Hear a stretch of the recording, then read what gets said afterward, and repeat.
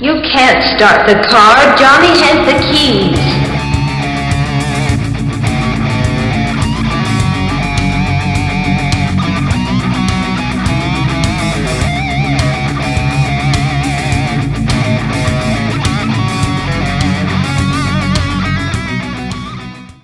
Hello, greetings, and welcome out there in podcast land. You have reached Johnny Has the Keys, a podcast where two friends get together and discuss genre movies, horror and science fiction, the references and things that worked toward them, and what they have referenced and inferred since then.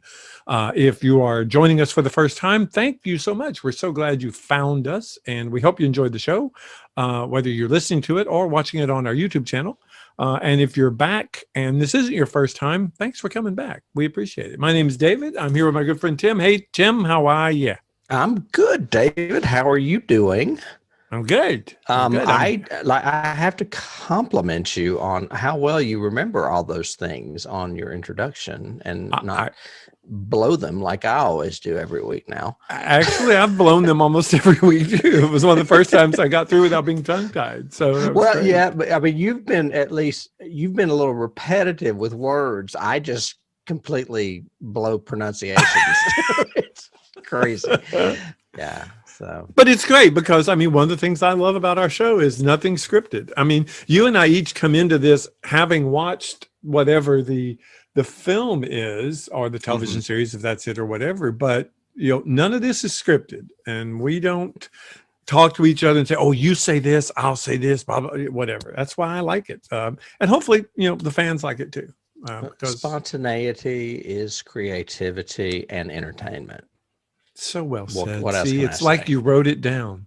I know. It's almost like, what was it I said a few weeks ago? Negligent ambiguity. Negligent ambiguity is not my friend. Yes, I love it. What have you been doing since last we talked? Since last we talked, I watched the movie I told you about. It is called A Girl Walks Home Alone at Night, and it is the first Iranian vampire Western. Iranian vampire Westerns. Yep. Because, I have to say, didn't even know it was a subcategory to begin with. You know, really, I know. It is. I didn't realize at the time it was kind of a critic darling at Sundance. The woman that directed its name is Anna Lily Amirpour, if I'm saying that right. She is originally from England, but grew up in America, but is of Iranian descent. This movie is set in Iran and in the Persian language with subtitles, but it was filmed in California. Okay. I know. It's very strange. So I had to do more research on it. First of all, it is a really cool movie, but it is not for everybody. It is. Okay. It has the trappings of a foreign film. It is slow, moody, and visual. So unless you're into that, you're going to get bored quickly. Okay. It's not really a Western. However, there's a lot of homage to spaghetti Western in it. It's set in a fictional town of Bad City, which could actually be a nod to Frank Miller. And she is a vampire that preys on bad people. Okay. So there's a lot of Interview with vigilante. A Vampire in there. Yeah. Okay. Yes. But I did a little research on this director, and she has done a lot since then. She has done episodes of Legion, Castle Rock, and Twilight Zone. The new Twilight Zone. Right. Wow. So she and is her last on name's the map. Amirpour? Amirpour, Amirpour. Amirpour. Which sounds Indian to me, but I guess it's Persian. Yeah. I think it is a Persian surname sort of thing. Yeah. But I would, like I said, I would highly recommend it. But if you don't like foreign films, reading subtitles, it's beautifully shot. It looks like The Last Picture Show. I mean, it's that gorgeous black and white with Just really cool. And that's kind of a nod to Nosferatu as well, because very striking visuals in black and white in this film as well. Well, so I want to ask, and especially for those listening or watching, how do you find a title like that? How did that come up? How do you find these obscure spider babies, girls alone, Iranian vampire westerns? Well, honestly, I subscribe to several platforms, Shudder, Netflix, Prime, Disney Plus, and Hulu. Yeah. So I usually Google best horror to stream, January 2020 or what have you. And then I find titles. I found another one that's not so great that I'll probably talk about next time. But then I always go to Rotten on Rotten Tomatoes. That's usually an indicator that I could be safe watching this.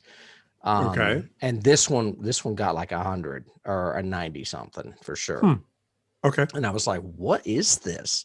And I had put off watching it for about 6 months. I was like, I don't know if I want to watch an Iranian vampire Western, but now I'm glad I did, especially after we mentioned it last episode. Of course. So, yes. Trying to think, it's got, I don't know, it's got some really cool stuff in it. It's got, it's a seedy town. It is Bad City. There's drug addiction, prostitution, and stuff. And this woman that wanders the streets at night. So, okay. this vampire. So, yeah. So what have you been up to? I will possibly add it to the list, but I can't say it'll be very high ranking on that list to watch. Well, I think the thing that to remember about it is the director. I think she's going places. So, okay. Even though I did mention to you before we started a weird movie called The Bad Batch that she also directed, which has Jason Momoa, Jim Carrey, and Keanu Reeves in it, and scored like a 40 something on Rotten Tomatoes. Yeah, I know. So the movie she made a few years after this, not so great, or before. I'm not sure when she made it. Just cannot think of that cast together. That just would not be good for me. Well, interesting. Based on prior podcasts and stuff like that, I finally caught up on WandaVision because everyone's been saying you have to watch it, blah blah blah.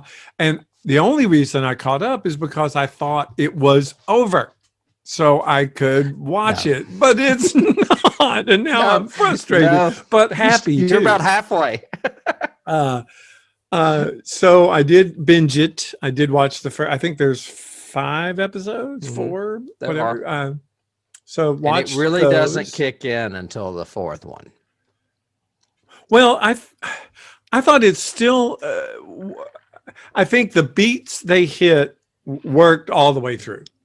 I love the homage in the first 3 to the television. Well, and actually every episode to the whatever television era they are in at the time. But just so well crafted, so well written, and she's phenomenally good. Oh, I know.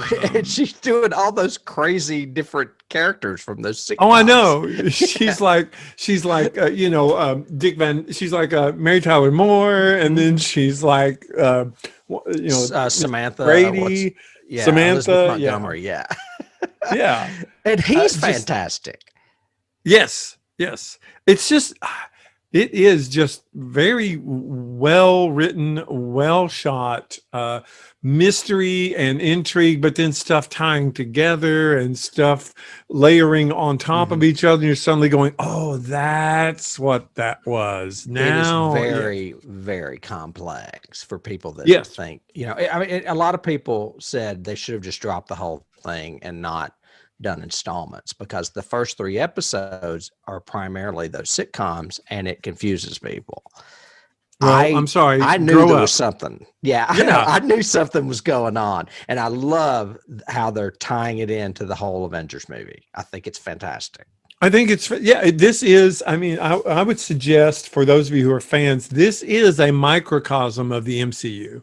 This is what the MCU does so well that DC has not been able to do as far as cinematically.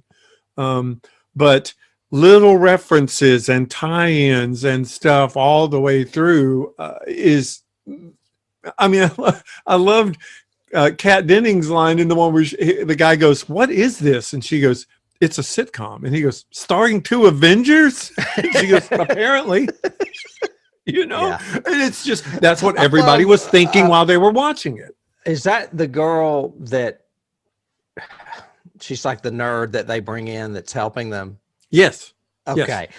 She has a great line too about I'm invested when she's crying. Oh, yeah. When she's crying. He goes, "Are you crying?" "Yeah, I'm invested."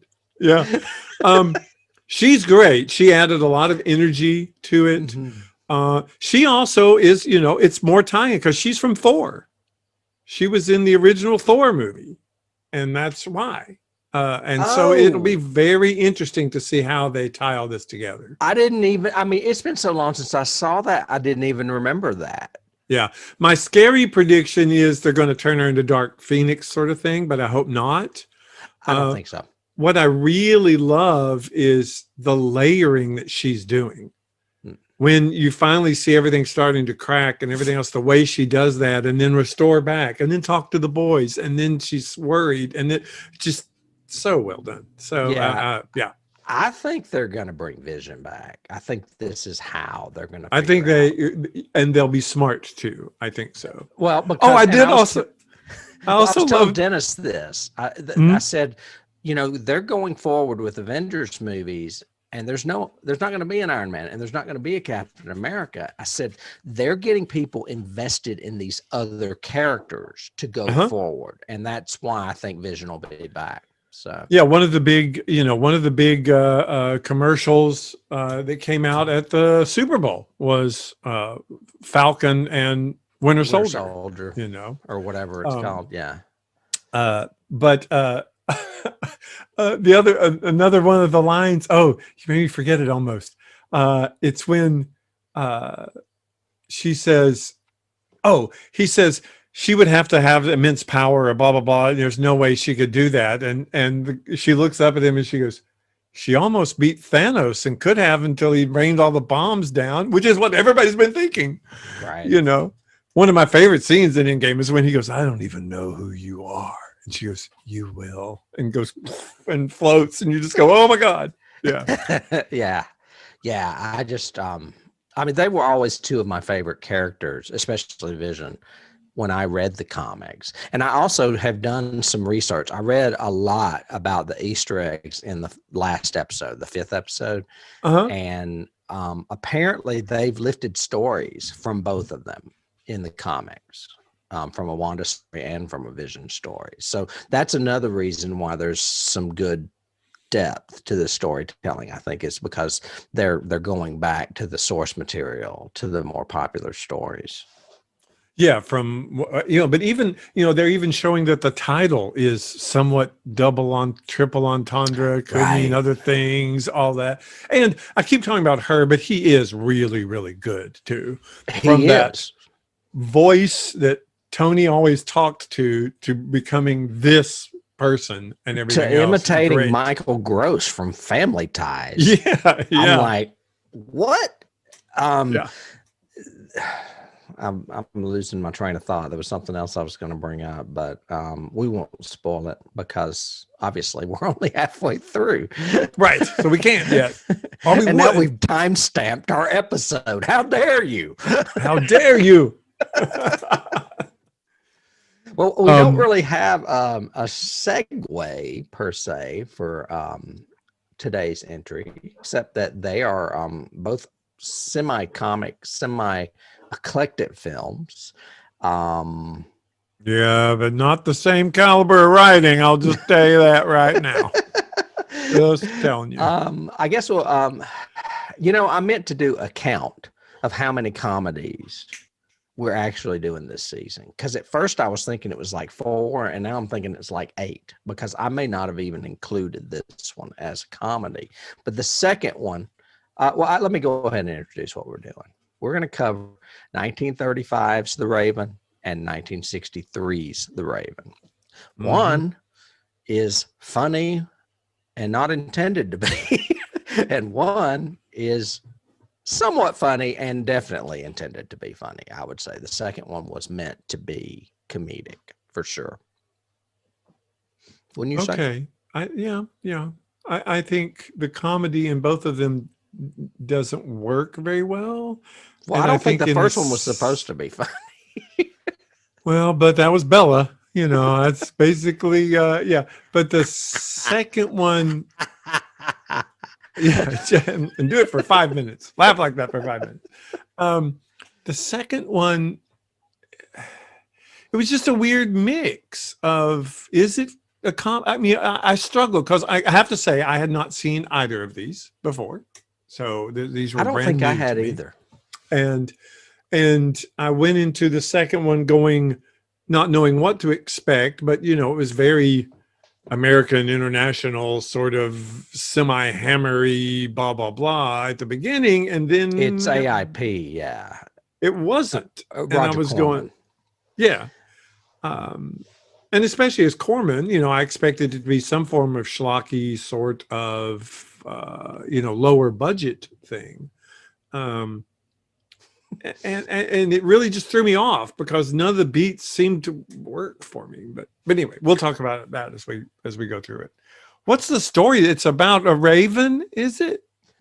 Well, that's what's so funny about these two films is that they're both based on a poem written by Edgar Allan Poe. So really, they could do whatever they want as far as plot. The first one concentrates on a brilliant, unstable surgeon named Dr. Vollin, who happens to have a morbid obsession with instruments of torture that he keeps in his basement. His huge basement. Yeah, it's Huge. like a dungeon. Yes. He saves the life of a young socialite named Jean Thatcher, who is the daughter of a judge, and then falls in love with her. And he recruits a dangerous criminal that what is it he promises him the first time? Oh, he promises to change his face so he would look different. But what he does is he turns him into this ugly monster, and then he uses that as leverage, saying, I'll turn you back into a decent looking person if you help me with my plot to win the love of this young socialite. So, well, yeah, basically kill her father. Right. Basically. Well, he was originally going to kill her fiance, I think. But so you've got Bela Lugosi playing a mad scientist, basically, not necessarily a scientist, but a doctor that is into torture. And then you also have Karloff. A lot of strange things going on with this movie. Well, first of all, let me start this episode with saying these are nostalgic pieces for me. I love the Universal actors and monsters, and I had never seen this movie. And then the pedigree of talent behind the second one is off the charts, basically, once you kind of analyze it a little bit. For it not being, I mean, obviously it was early on, so it was not a great film, but it does feature a lot of people that were famous or went on to be extremely famous. Mm-hmm. Mm-hmm. So very much. That being said, what where do you want to start with the first one? I agree with you. I went into it going, oh, Universal. Okay. And two of the big Universals, even in the credit sequence, I did take a note. So Karloff doesn't get a first name because it literally says so-and-so, his name, whoever, Jack or Ted or blah, blah, blah, Karloff. There's no. Oh, I didn't even notice. And I thought, wait, it says Bela Lugosi and Karloff.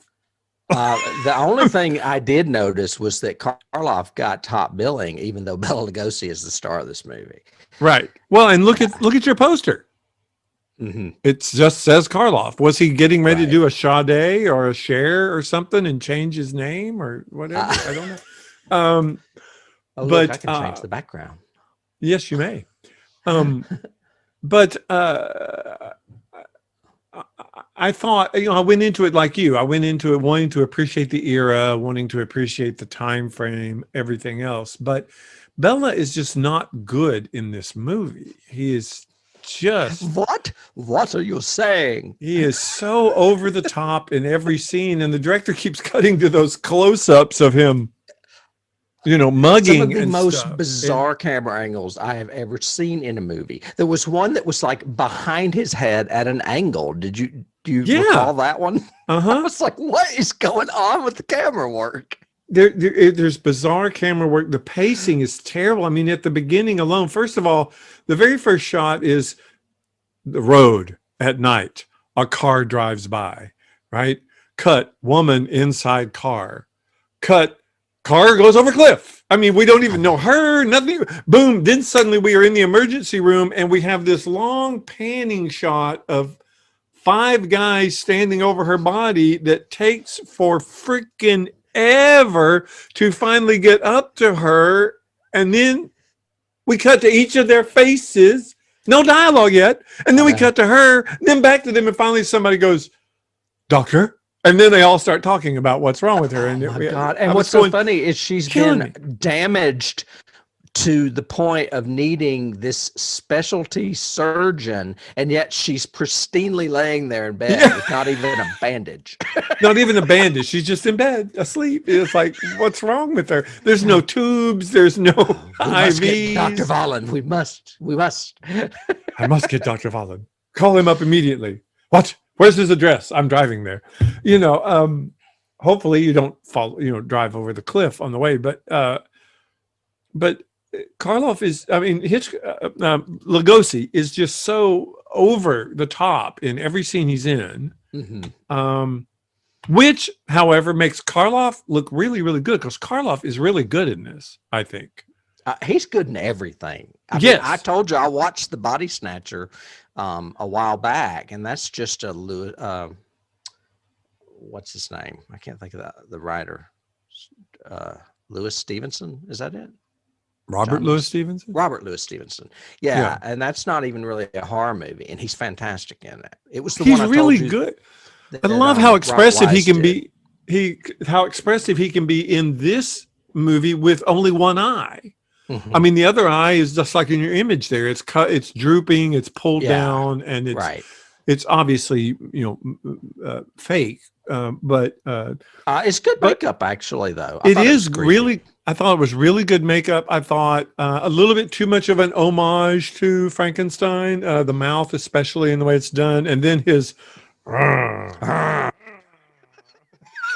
growls. I was going, why is he doing that? I don't think he makes it. He only makes that sound when he's like sees himself in the mirrors, I think. I don't recall. No, it's when he was really frustrated and upset, because he's trapped in the room, and instead of, I'm going to try to get out of it's like, okay, I know you had to do that. The director said, hey, do that monster thing you do. Yeah, probably. That director would be Lou Landers, who was Louis Friedlander at the time.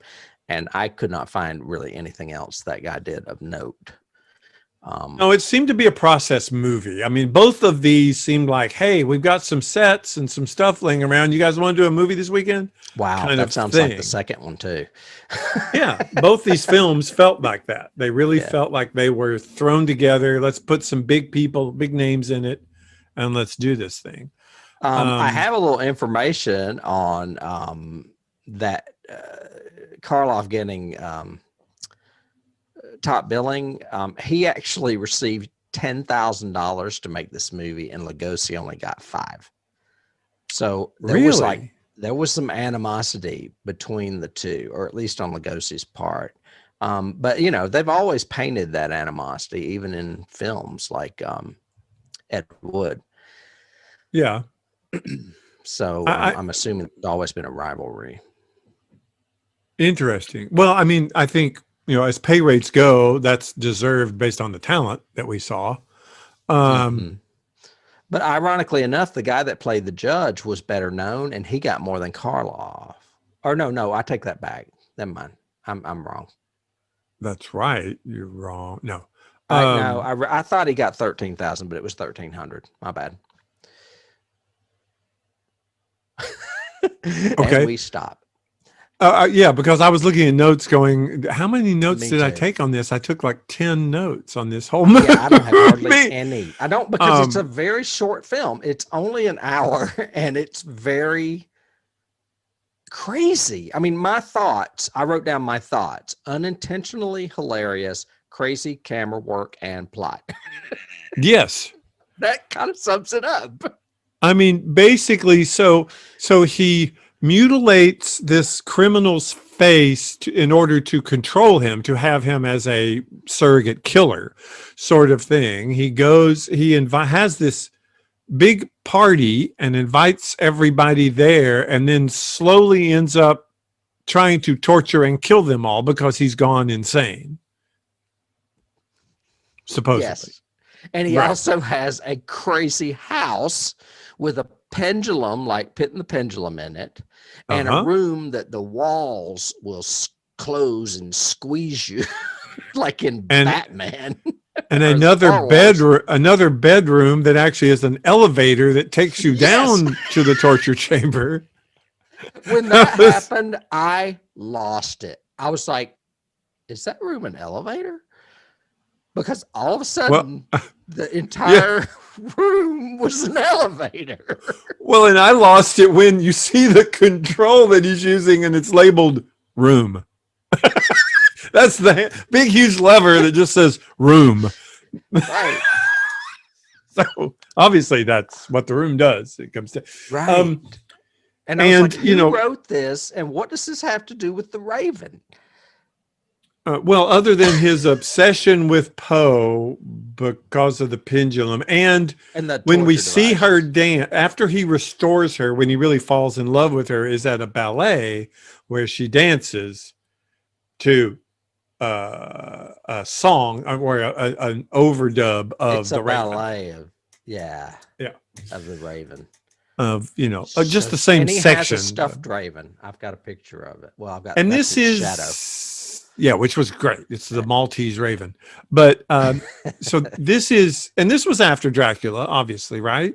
Oh yeah, they seem to. 31 was Dracula and Frankenstein. So this was And 35, 4 years I wonder later. if he came with his own sort of stuff, or if the director just did, because there's a lot of Dracula homage in that, in Lugosi's, not only his performance but certain filters I noticed that they used, especially in those close-ups. It's almost like those Finderman filters that they used in the 60s on Star Trek sort of thing.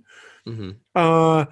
The way his lighting is always very top-down lighting, so you show that forehead and the widow's peak and all that stuff. I mean, even look at that image, those two images you've got right there. He looks overlit compared to Karloff, who's lit from the side so that he looks scarier, creepy. That's actually the same image. I've been splitting them so that my head is not obstructing the view.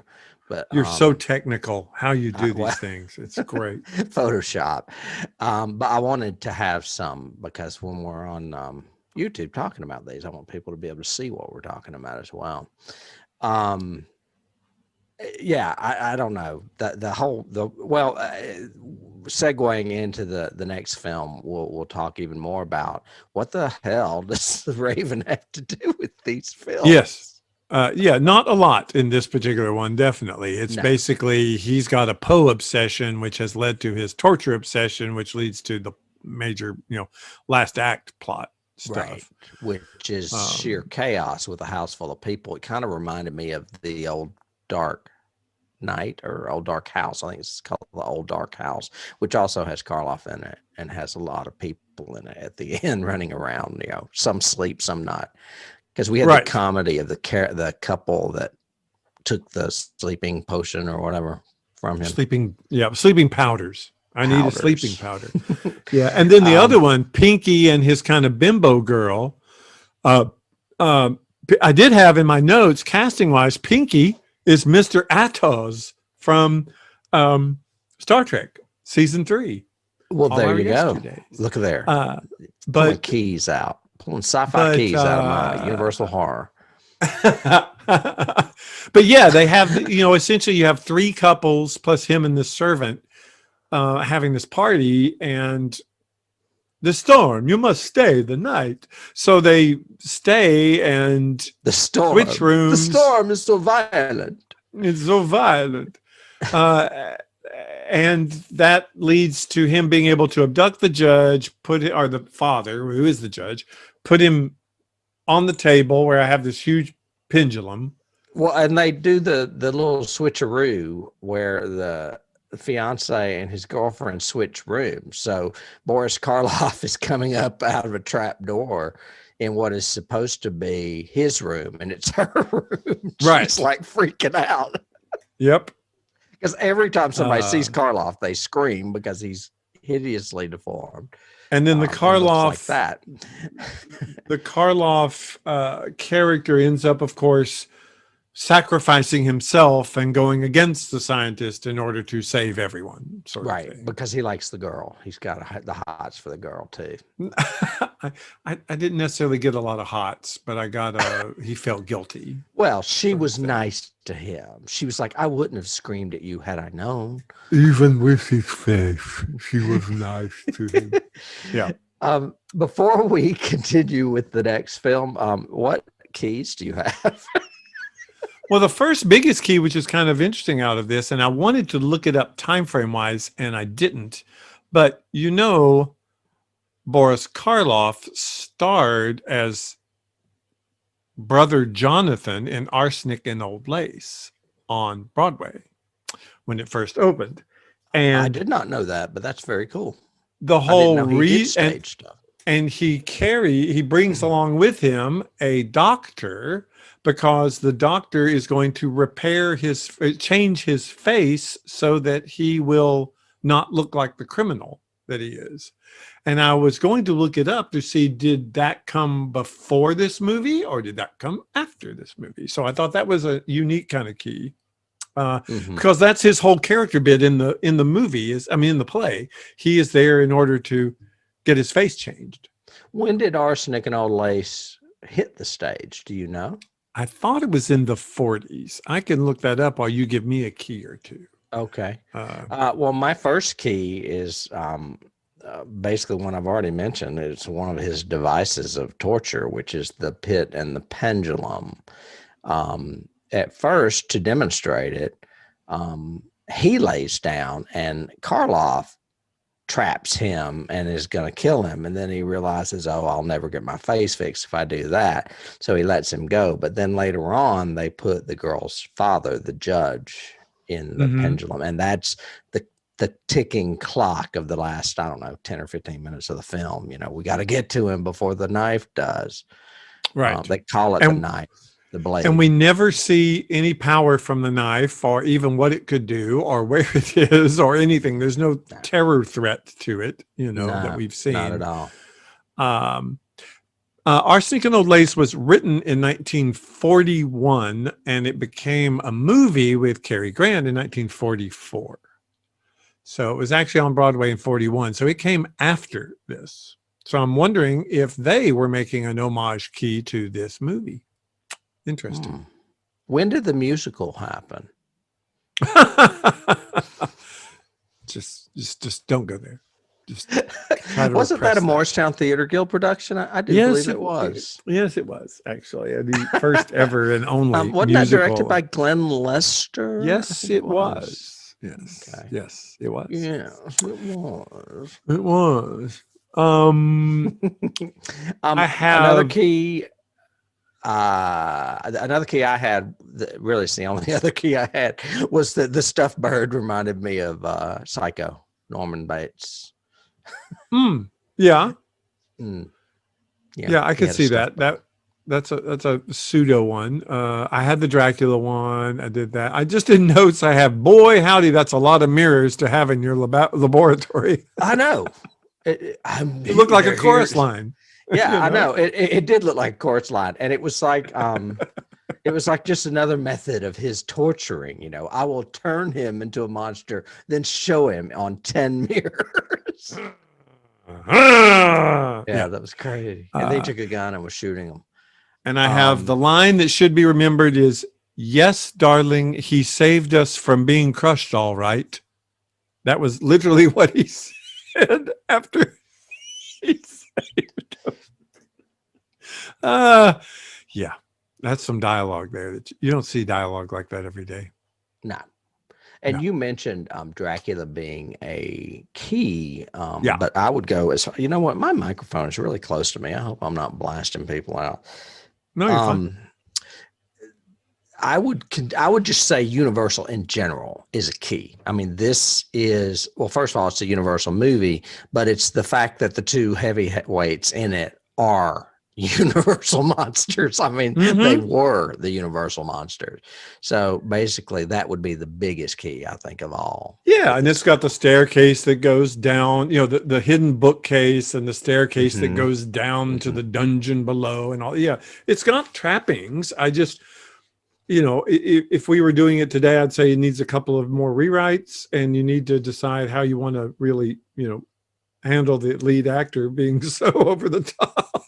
Right. And there are other movies I may remember more fondly than they actually are good, but like Bella did a movie called, or maybe it was Karloff, a movie called Bedlam that's about the insane hospital in London. And I love that movie. I thought that was Lugosi. It may be Lugosi. I cannot remember. It may be both of them again. It might be. But I mean, I still remember that movie fondly. I picked this one because I'd never seen it. It was a big title, and I thought, well, maybe it'll be good, but it really wasn't. And there's been a lot of Raven movies. I could have picked another one that I think John Cusack did in the, 2000s or something. Yeah, I saw that one in research, but I think it was more of, we've got a serial killer who's imitating Poe's murders. Okay. Sort of thing. Well, and that's another reason why I picked these two, is because we haven't done a Poe film either. Even though these technically aren't great adaptations of his stuff. Well, so in segue, I can say, do you think the 1963 version was like a key to this movie? Do you think it was an homage to this movie at all? No. I mean, I didn't get that impression based on story or anything else other than the same Karloff. section of the Raven. Right. He used the same section, that whole beginning and Lenore sort of thing as the voiceover.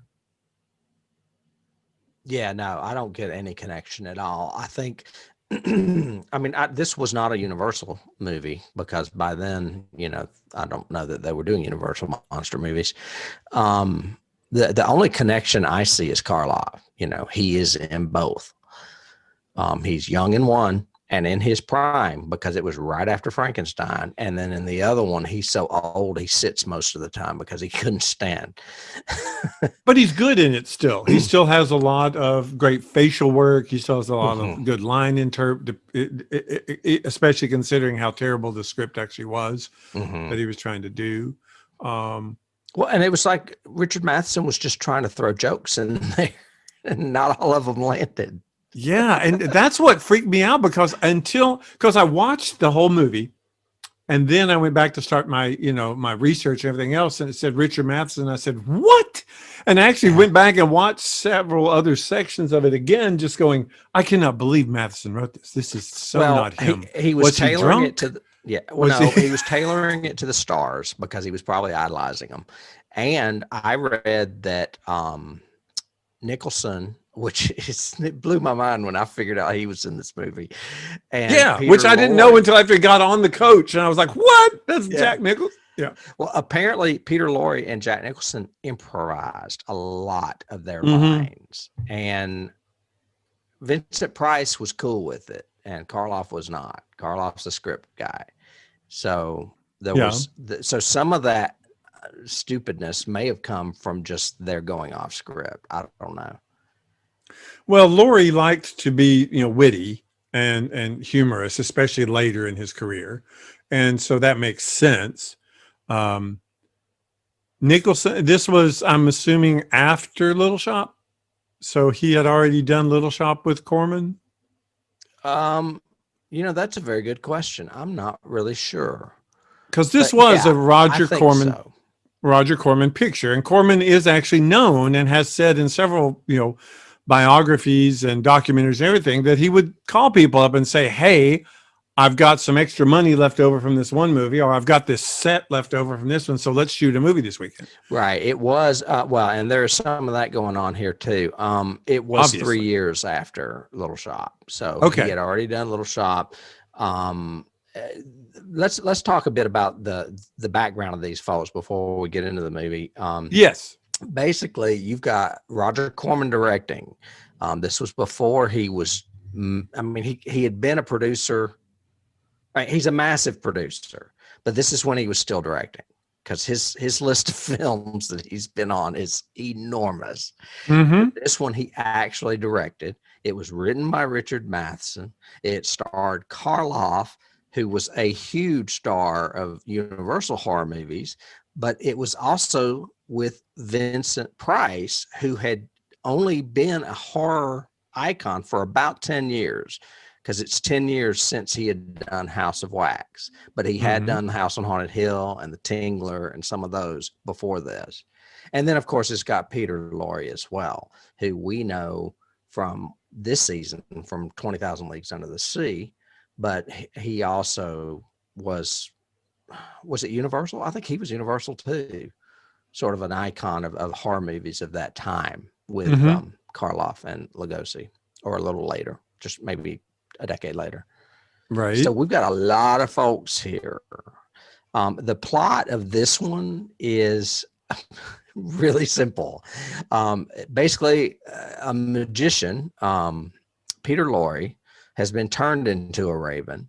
He goes to get help from Vincent Price, another sorcerer or magician, to change himself back.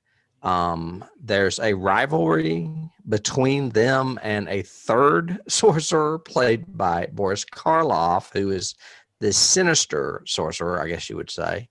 Although Peter Lorre is pretty two-faced.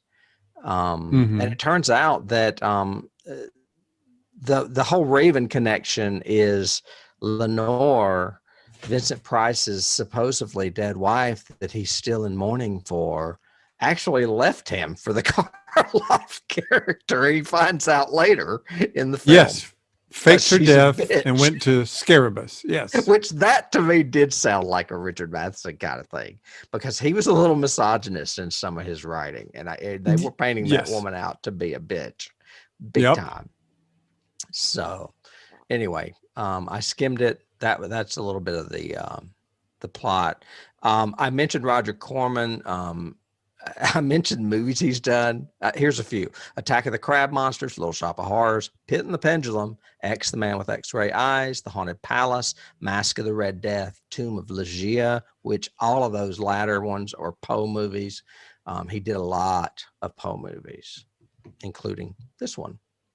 Richard Matheson needs no introduction with us, really. He's one of my favorite writers, even though the script is not great. He even put like weird Latin incantations that made no sense into the spells. Did you notice that? Yeah, I did notice, like Lorre, when he's trying to do his conjuring, goes Vini Vidi Vici, and I was going, what? We came, we saw, we conquered, or whatever. Yeah. And I said, what does that have to do with the spell? Whatever, and something else. Beware had a dog in it or something. Yeah. Strange stuff. This movie was shot in 15 days. Yeah, I could understand that. And as they were filming it, let me see if I can find this real quick, because I love this. There's a very bad movie called The Terror with both Karloff and Nicholson in it. And I can't, here it is. No, is that it? Why can't I find this now? They filmed, all right, well, I've got that The Castle Consumed by Fire is footage that's also used in The House of Usher, which starred Vincent Price. But there's a tie-in with this to The Terror. And The Terror is truly a horrible, horrible movie. Well, And anyway, it was filmed in like 5 days, and they wrote a script around it just because they had these sets, and Nicholson and Karloff starred in it. So if you've ever seen The Terror, you'll recognize a lot of the sets from this movie in it. And that's how yes. Roger Corman worked. Yep. And you could tell. I mean, it does have production values. Look at the costuming. Look at the sets. Look at some of the effects, although they're not great. They were kind of ambitious for 63, kind of thing. So that worked. Little bed knobs and broomsticks. Yeah, a little bed knobs and broomsticky for it. I even have in my first notes, hey, are those shots from the House of Usher? Because that exterior castle looks like House of Usher, but it's not. It's Terror. Yeah, and then the exterior of Karloff's castle was another movie too, and that's what I was looking for, and I can't seem to find it. Right. I have just in general, since it'd be hard pressed for us to do favorite scenes, but just in general has a talking crow. Is that a photo on the desk? How can they have a photo? What year was the set in my notes? I've got, is this a comedy? Because it plays like a comedy, yet the poster says it's macabre terror. That's marketing. That is definitely a Corman marketing touch, I would say. And then I have one of the worst things about this movie is the music. Because the music actually throws in little motifs and funny bits. Like when they're having their huge duel and he throws the fireball at Vincent Price's character and he swings it back around and it blows up and all the confetti falls. They play Auld Lang Syne in the music. It's just silly stuff. I know. I heard other things in the music as well. Oh, all kinds. Like, yeah. I was like, am I hearing a shade of this song? And I did hear Auld Lang Syne in there for sure. Yeah, just silly stuff. Motivations don't work. The only pseudo-mathesisms I think that are in this are, yes, the fact that Lenore faked her own death and has actually been living with the villain for the past 5 years, how long she's been dead, and the fact that the Peter Lorre character fakes his own commitment to the villain in order to save everybody. He's Dr. Bedlo. Yeah, Dr. Vincent Bedlo. Price was Erasmus Craven. And he was Dr. Adolphus Bedlo, who's Jack Nicholson is his son. I can't remember the woman that played the daughter. I don't have her in the cast. Oh, yeah, I do. Estelle Craven. She was played by and she basically, doing the research, she basically went on and did a bunch of television. She was like in television series. But so did the girl that, Hazel Court, who played Lenore. But Hazel Court is like one of the original Scream queens. Yeah, she was in Universal movies with Karloff. She was in a bunch of stuff. I mean, she was in Mask of the Red Death and Curse of Frankenstein, everything. And I've got in researching her, Ingrid Pitt, who also became another Scream queen, said that she just died recently, didn't she? I think so. But she said that Court was Hammer Films' first major star, even before Christopher Lee. And in my notes, something I had for you, which is Court is one of her biggest fans is Stephen King, who mentions her in various novels. Really? I do not know what that means, but I thought I would throw it to you and maybe you could research it. That's funny. I'm looking her up now because I could have sworn I read that her first movie was with Karloff. So it goes before that. Well, no, maybe I'm wrong. She started in the 40s. He started in the 30s. Yeah, she started in like doing she was like a showgirl. She was in the Hammer movies. Yeah. Yeah. And then went to Hammer and then ended up, she went to television as well. Like a lot of people did in the late 50s, early 60s. Mm-hmm. but she did a bunch of horror. Yeah, I don't know where it is, but I swear I saw a note about her and Karloff. Anyway, it's not that important.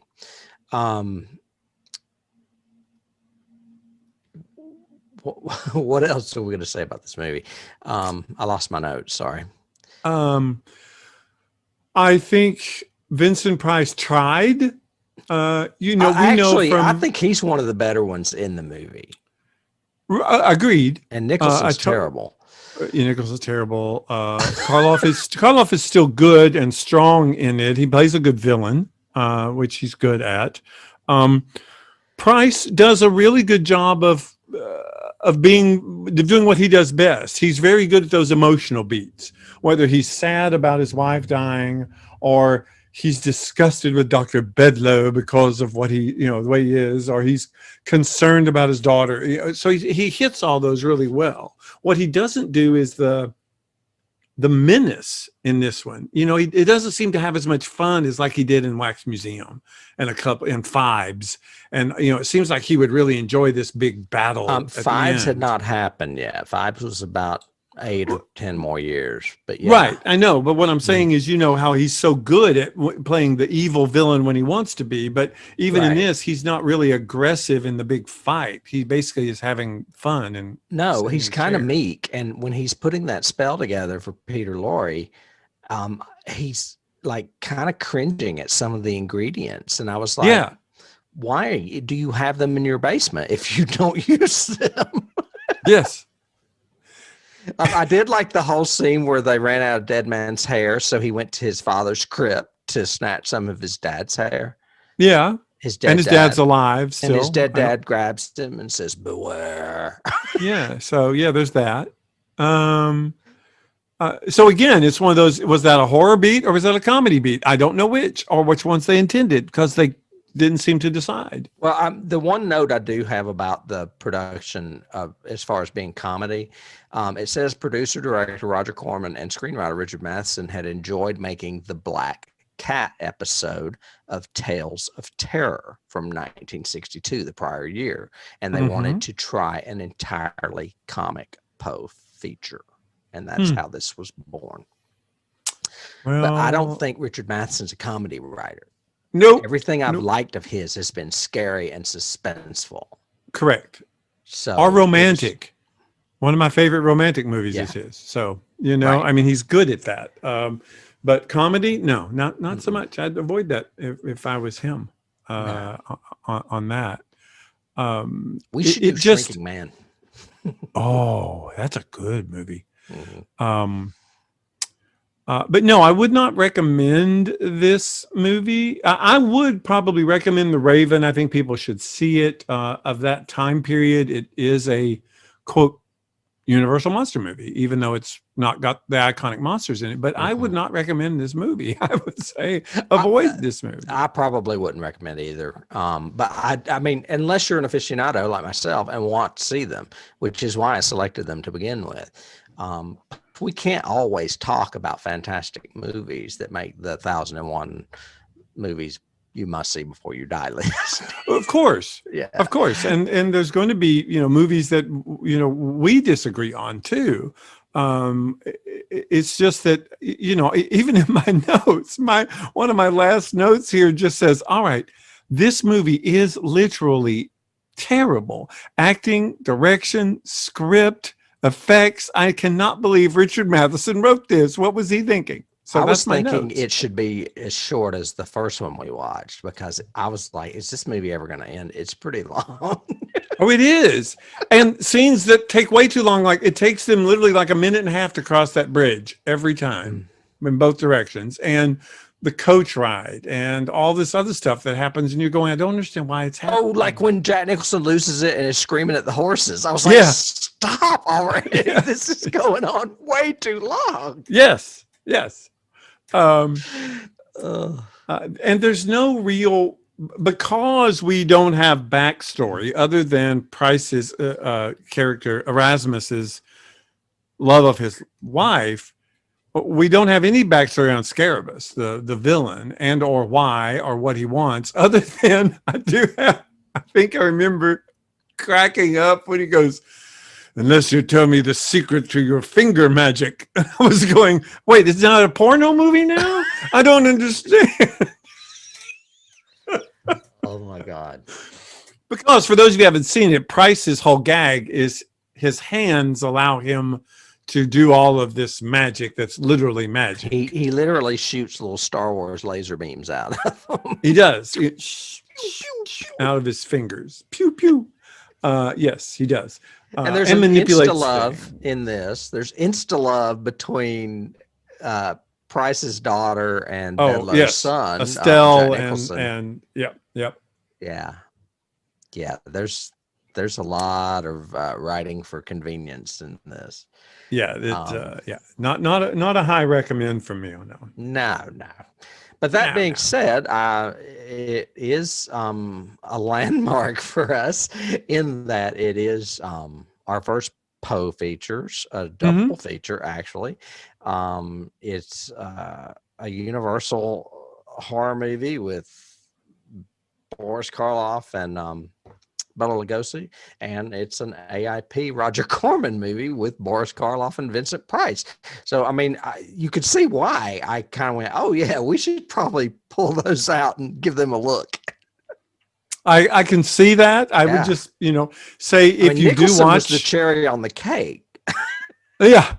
I would just say if you do watch these movies that you then cleanse your palate with either House of Usher or maybe Mask of the Red Death, because that's Poe done much better than these two try. So well, and there's also other Vincent Price movies of that era, like you mentioned. Dr. Phibes is amazing. Oh my gosh. The Conqueror Worm is a really good witchcraft movie as well. Yep. So, and we'll get to those. So yes, we will eventually. So I guess we should thank everybody for listening and or watching us.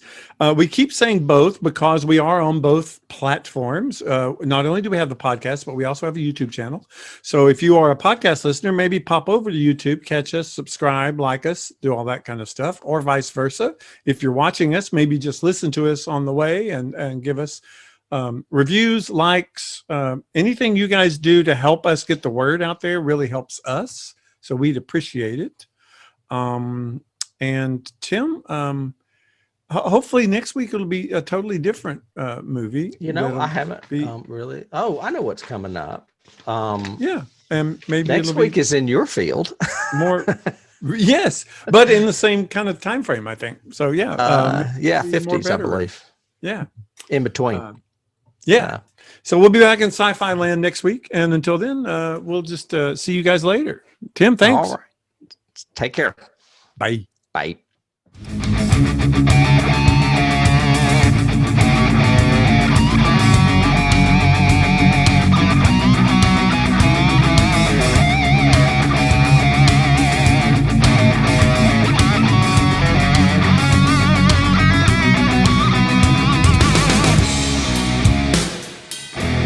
You can't start the car. Johnny has the key.